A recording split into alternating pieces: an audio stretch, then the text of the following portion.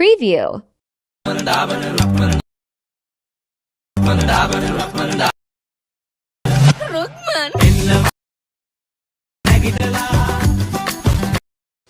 හරි ඉතින් මේ වීඩියෝ හදාගන්න කලින් යට තියෙන description එකේ තියෙනවා Capcut template එකට යටින් audio link කියලා. ඉතින් ඔයාලා ඉස්සෙල්ලාම download කරගන්න ඕනේ. ඉතින් ඊට පස්සේ download කරගත්තා නම් ඊට පස්සේ Capcut template link එක click කරන්න. ඊට පස්සේ මේ වගේ තැනකට එන්නේ. ඉතින් ඔයා කරන්න ඕනේ යට තියෙන use template in Capcut කියන එක click කරන්න.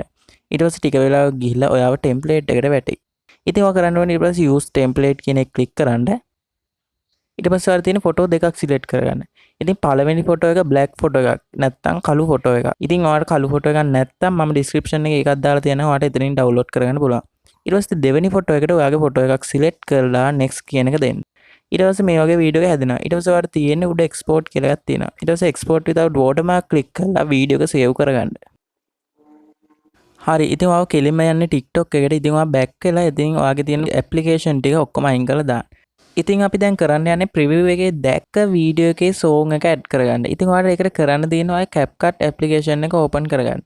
ඊට පස්සේ මේ වගේ එකක් එනවා ඔය එක අයින් කරලා දාන්න. ඊට පස්සේ new project කියන එක click කරලා අපි හදාගත්ත වීඩියෝ කුඩින්ම තියෙනවා. ඔයා ඒක add කියන එක දෙන්න. ඊට පස්සේ ඔයාලට කරන්න තියෙන මේ වීඩියෝ එකේ original sound එක අඩු කරගන්න. ඉතින් ඔයාලට එක් කරන්න තියෙන එකපාරක් click කරලා වීඩියෝ කුඩ එහාට යද්දි volume කියලා තියෙනවා. ඉතින් ඔයාගේ බිඳුවටම දාලා හරි ලකුණ දෙන්න. හරි දැන් ඔයාට කරන්න තියෙන්නේ download කරගන්න කිව්ව song එක තෝරගන්න. ඉතින් ඔයා add song වලට ගිහලා song වලට ගිහිල්ලා ඔයා ඒ song එක තෝරගන්න ඕනේ. ඉතින් ඔයාට තෝරගන්න බැයි නම් මම ඒක save කරලා තියෙන්නේ DLK5 කියලා. ඒකට මේ විදිහට search කරලත් ඒ song එක තෝරගන්න පුළුවන්. ඉතින් එහෙම තෝරගත්තා නම් ඔයාට add කියන එක දෙන්න අර plus ලකුණ. ඉතින් ඒක දුන්නාට පස්සේ song එක add වෙනවා. හරි. ඔයාට දැන් කරන්න තියෙන්නේ මේ වීඩියෝ එක හරියද බලන්න ඕන නම් ඔයාට play කරලා මේ විදිහට බලන්නත් පුළුවන්.